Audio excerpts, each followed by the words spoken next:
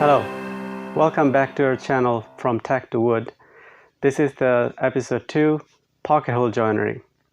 I will tell you up front, I love pocket holes because I think pocket hole joinery is extremely DIY friendly, and in last few weeks I made few things which I could not have done it if I did not know how to use pocket holes.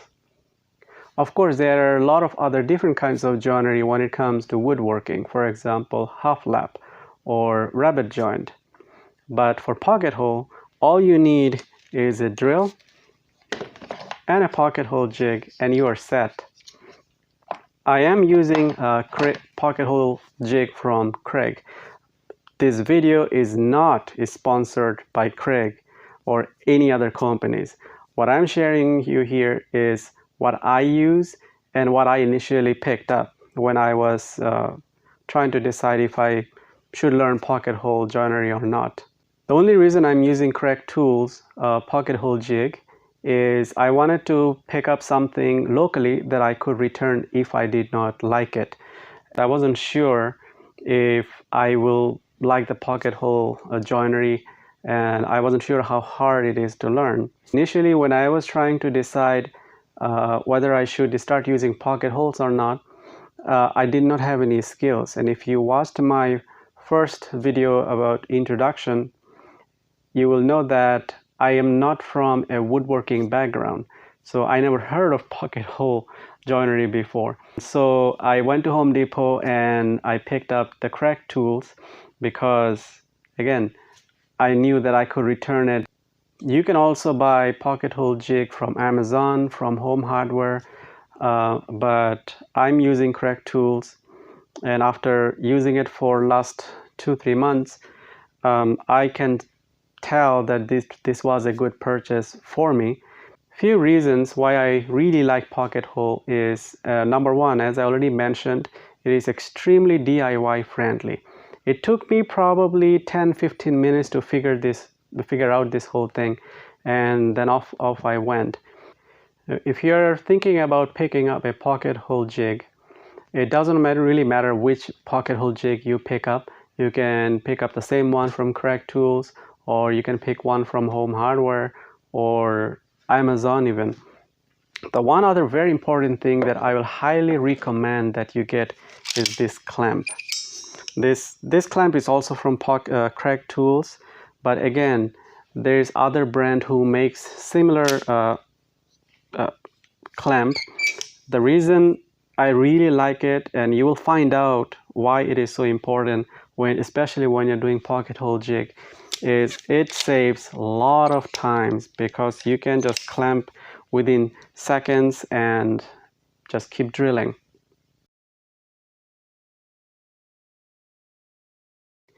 If you're wondering about the line items you see on the screen along with the dollar amount, is I have decided to prepare a list of most essential tools for beginner woodworkers or a DIYer. These are the tools that it's going to make your life so much easier. And I would say the most of these items, they are within any budget of any shop, any size. My goal is to make a list in about 500 Canadian dollar. Yes, the dollar amount in Canadian dollar because I am in Canada. So if you're in US, just convert the dollar amount to your currency. As we go through videos, we will add more items in this list, and we'll probably do a final video where we'll talk about all the tools in our shopping list, so to speak. We are going to build a shop storage cabinet for my shop here. I don't know if you can tell looking behind me, my shop is messy. After we moved into this property, I really did not have the time or the chance or opportunity to really organize anything. And I hardly have any storage options. So through these videos, with everyone who are watching, my goal is to create a really functional and efficient storage system we'll start with shop cabinets, and I really want to get into the French cleat. I like the way this system works, and so in the back wall I would like to create the wall-to-wall French cleat, and that's another video. Actually, that will be several episodes of videos.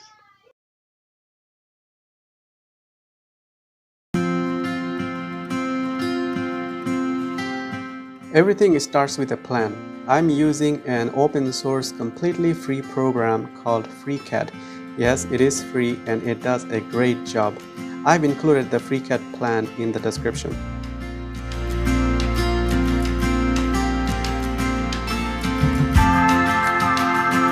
Probably shouldn't, but I decided to build this cabinet with pine. The main problem with pine is it can twist or bow and everything else as it's drying. But main reason I decided to use pine is I have it in my shop. I do not have any 3/4 inch plywood at this moment. Plywood is probably what most people uses to build cabin. But I've decided to go with pine as this is also my first cabinet build. So I thought it would be a good practice with pocket hole and my pine.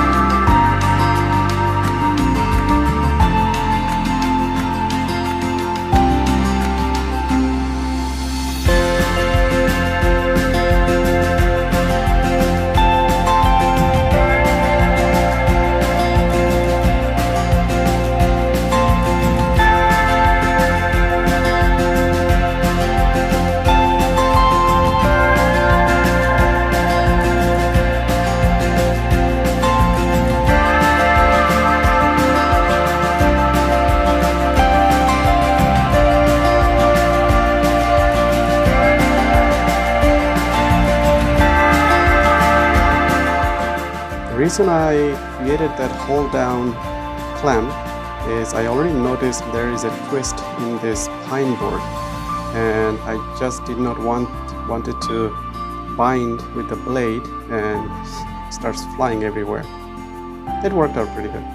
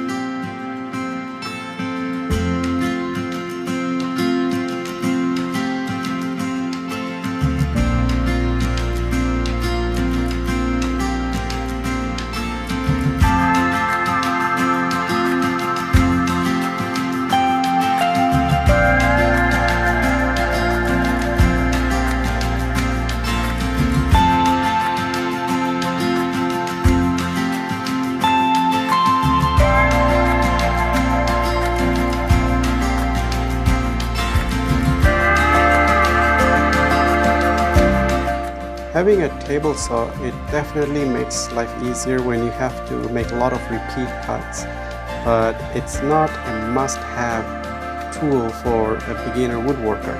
You have noticed I did not add the table saw as one of the line items in our shopping list, because you can do the same thing with a circular saw or even a jigsaw. So it's nice to have, but it's not a mandatory item.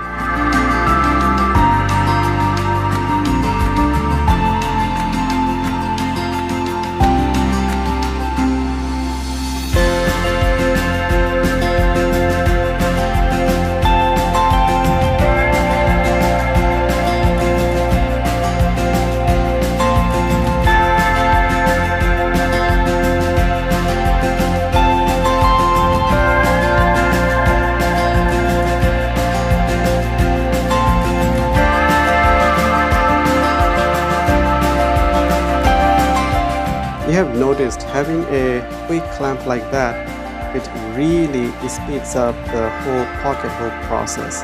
But even besides the pocket hole, that clamp is extremely handy in many other ways where you need a quick clamp, and you don't have to fool around with those screw type or F clamp or bar clamp or anything like that.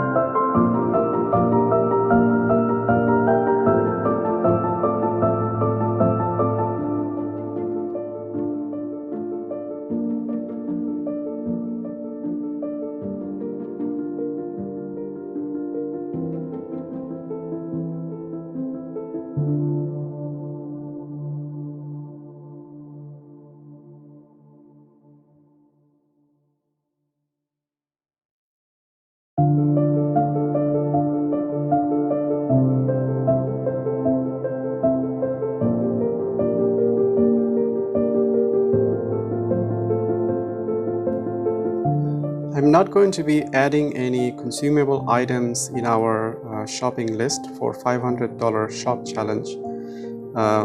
These items includes like this parchment paper or painter's tape, screws, nails, and anything like that. I'm not going to add in the list because those will be different from shop to shop.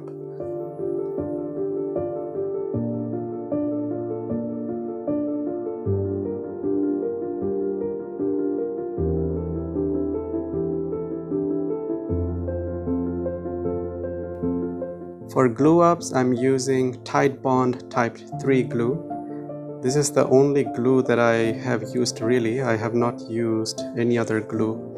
Titebond Type 3 has 10 minutes open time, so as a beginner woodworker, this gives me plenty of time to make sure my glue up is correct in case I make any mistake.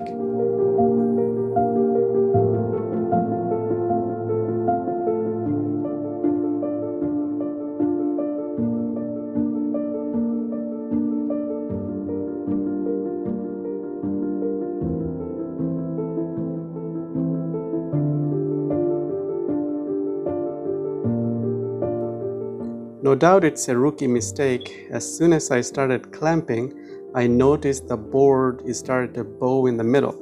So to fix this, I added a couple more clamps to add some clamping pressure from the top and the bottom to keep the board as flat as possible.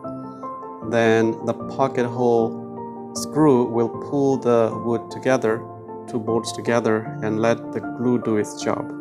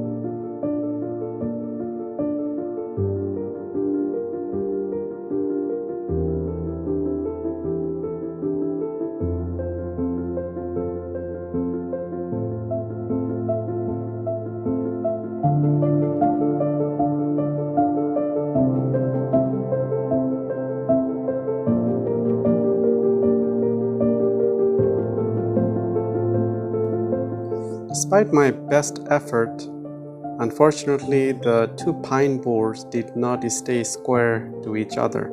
So I used the table saw to square off the ends. Again, this could be done with the circular saw, or if you have a very steady hand or a jigsaw jig, you could trim this with those as well.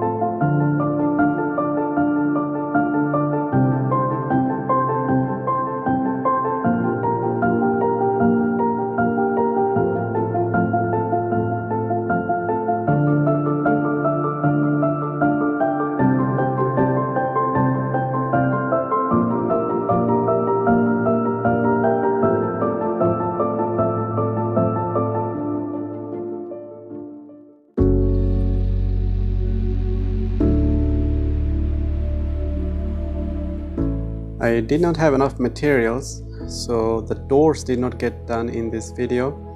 I will probably add the doors later and probably add some stain of some sort on this cabinet. What do you think looks good on pine in a shop cabinet? Let me know in the comments, and thank you for watching this video. We'll see you in the next episode.